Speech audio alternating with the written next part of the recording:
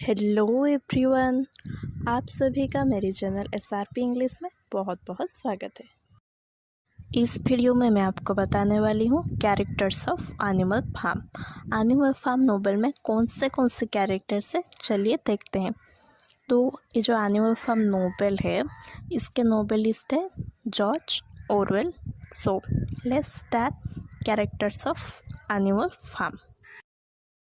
इस नोवेल में 2 types of characters यानी कि 2 तरह के कैरेक्टर्स हैं। इस नोवेल का नाम एनिमल फार्म जान के तो आपको लग रहा होगा कि इसमें एनिमल्स होंगे, तो इसमें एनिमल्स भी हैं और ह्यूमंस भी हैं। एनिमल्स में से पहले नंबर में आता है मेजर। मेजर एक बहुत ही ओल्ड बोर, बहुत ही बुढ़ा बोर होता है। इस एनिमल फार्म नोवेल में जितने भी एनिमल्स हैं वो सब ये फार्म में रहते थे और उस फार्म का ओनर एक इंसान था।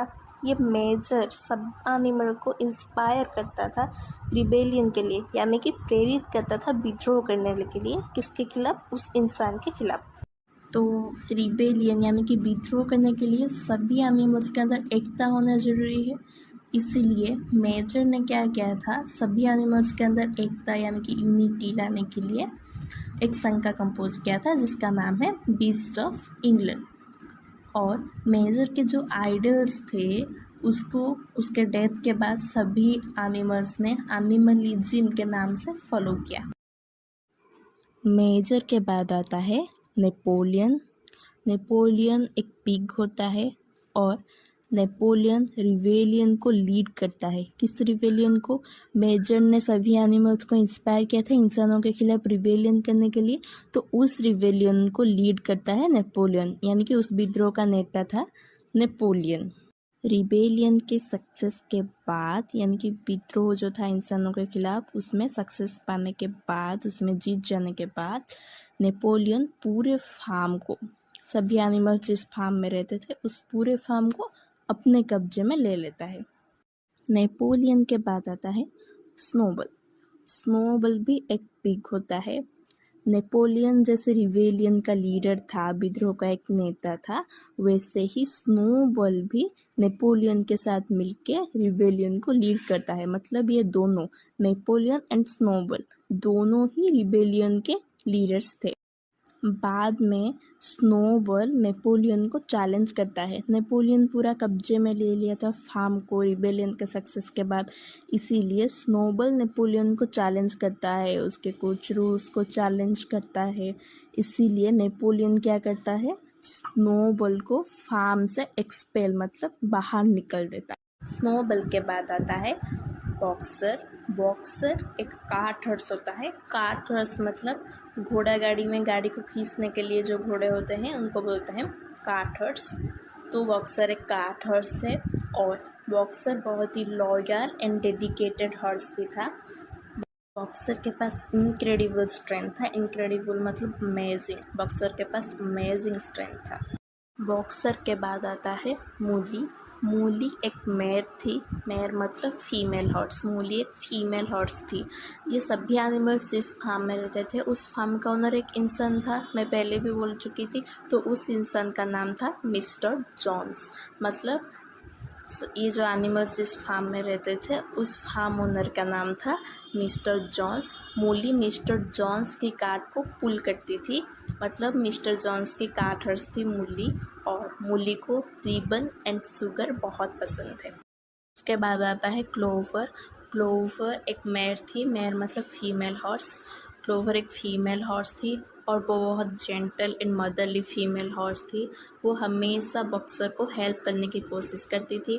नेपोलियन ने पूरे फार्म को अपने कब्जे में लेके अपने ही रूल्स चला रहा था, तो क्लोवर नेपोलियन के कुछ डिसीजन को साइलेंटली क्वेश्चन करती थी, कुछ डिसीजंस के खिलाफ साइलेंटली क्वेश्चन करती थी। उसके बाद आता है मोजेस। मोजेस एक रेवन था, एक काला कौवा था और वो कभी कभार उस फार्म के ओनर मिस्टर जॉन्स के पेट भी हो जाता था। वो हमेशा शुगर कैंडी माउंटेन के बारे में बताता था सभी एनिमल्स को।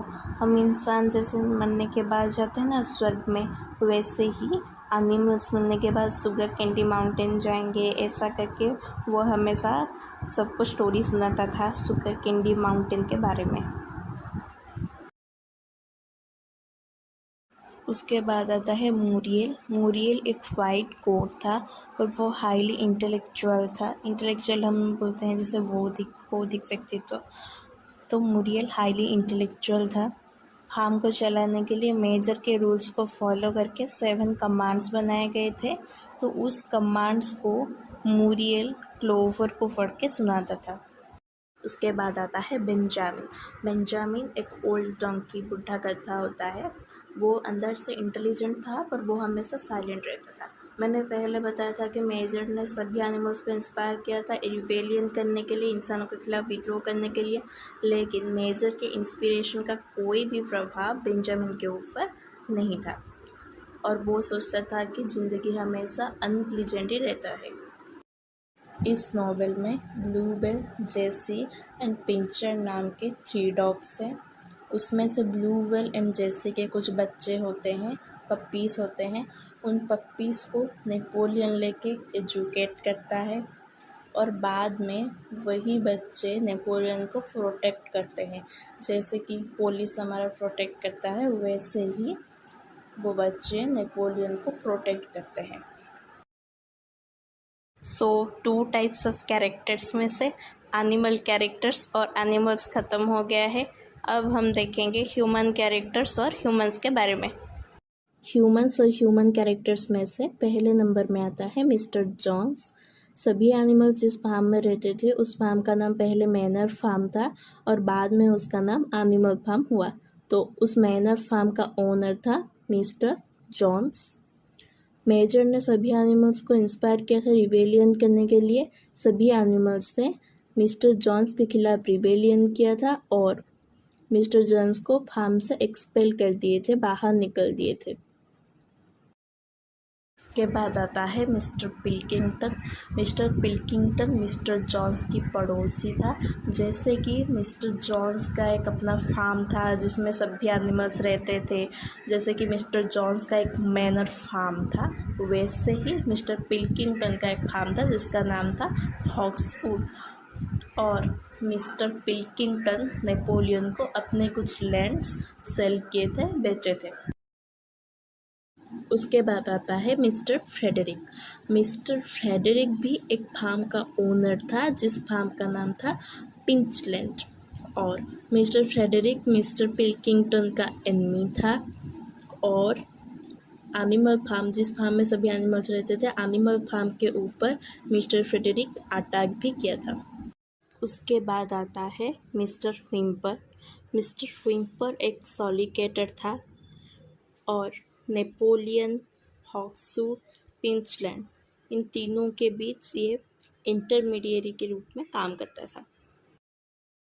सो एनिमल फार्म नॉवेल के सभी characters, animal characters and human characters both complete हो गया है।